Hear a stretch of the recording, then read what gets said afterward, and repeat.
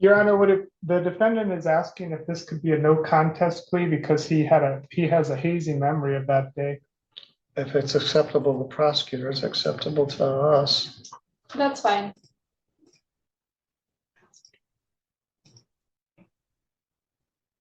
So just say no contest. All right, we're back. We stopped things for a moment. No contest. We are gonna get lunch by about a minute.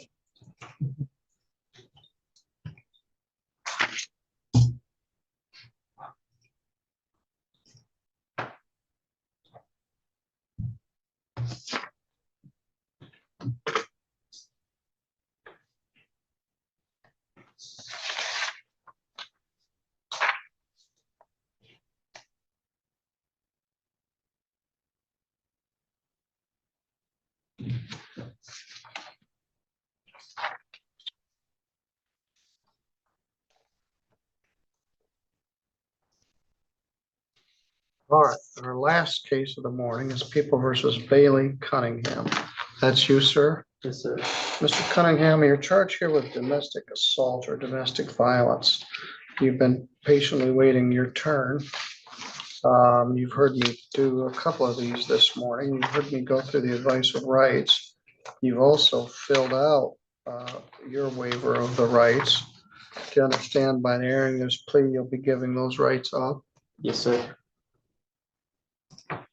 Anybody threaten you to get you to plead to this? No, sir. Or promise you anything? No.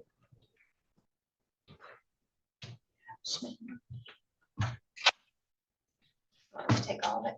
Yeah.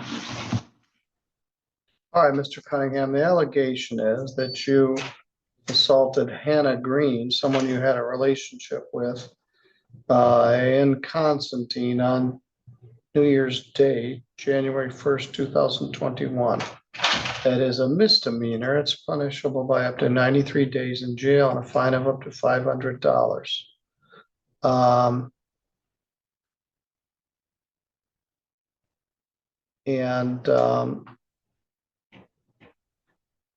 You're going to plead to that, and the prosecutor is not objecting to a deferral. I did see you at your arraignment in this back in February, and I learned at that point there is a personal protection order in effect, and you've done some mental health treatment between then and now. Yes, sir. I'm pleased to hear that. So, I looked, you don't have any previous assaultive offenses. You had a disturbing the peace. You had that screwy case years ago where you got charged with throwing something at somebody's car or something, yeah. but I don't see any previous assaultive offenses. Now, do you have not a clear recollection of this? Of everything going on, I remember everything that led up to everything, but off of what she's saying happened, I don't have any recollection of doing these All right, actions. what you told the officer is you got upset and blacked out. Yeah, she said something to me that triggered me out because I've been extremely suicidal this last year or so, and she told me that her and the kids would have been better off if I would have just killed myself the other day when I was. Don't do that. I lost my side of mine and kind of just went blank. According to the affidavit provided by Sergeant Stark, they went to your lot 105 at a domestic. Hannah said your boyfriend and father of the child had choked her and pushed her out of the trailer. Spoke with Cunningham, who admitted he became upset and blacked out. He reviewed the security footage and it showed him push her out of the trailer. Is that acceptable to you, Ms. Stoll? It is, Your Honor. Mr. Gibson? Yes, Your Honor. Who's out of the house? She is. She's at her mom's. All She right. had the PPO dropped to where we can have contact, but it's still in effect. So if anything were to happen, I can be in trouble for it. So we're able to have contact now because it's hard to have two kids and raise them and not be Yes. able to have contact. We're going to work on that. Tell me about the mental health treatment you did between then and now. I went to which was called Cedar Creek. And I went there essentially against my own will, but it was best because I'm too prideful of a person to have made the steps that I've needed to make. Going there is probably one of the best things that have happened to me in a long time. Where is it? It's in Lansing, I'm pretty sure.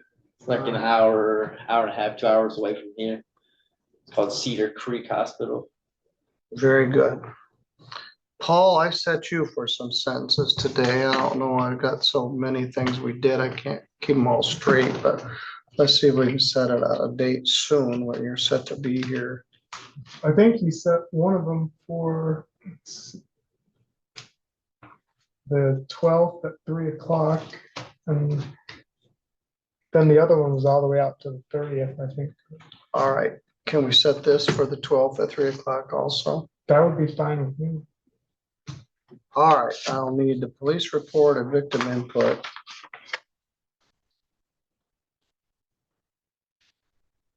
Photos, if any.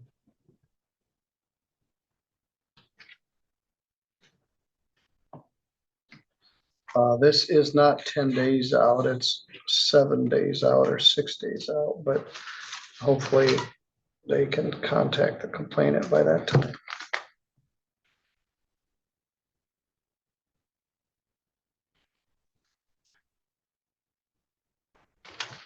Mr. Cunningham, I haven't seen you in a long time. We had that incident I mentioned earlier. What have you been doing? You had a couple of kids. What kind of work have you done? Here lately, I've been stuck in the RV industry. I got my own little side business that I'm trying to get to take off, but it's still slow. So I've kind of just been working and keeping to myself and just staying away from people that bring me down. Wings of a feather flock together. So if I surround myself around bad people, I tend to. All right, we'll address this next Thursday. At 3 o'clock, again, that. All right, Mr. Cunningham, you're good to go. Thank you for your patience. Thank you. All right, Abby and Paul and everybody else, thank you all for your help. Did Mr. Cunningham get printed? Yes. All right, very good. All right, that finishes our morning. I think we took about 15 fleas. I got a recap. Several cases set for last pre-trial. Full landlord-tenant docket this afternoon, so we'll be back at 1 actually.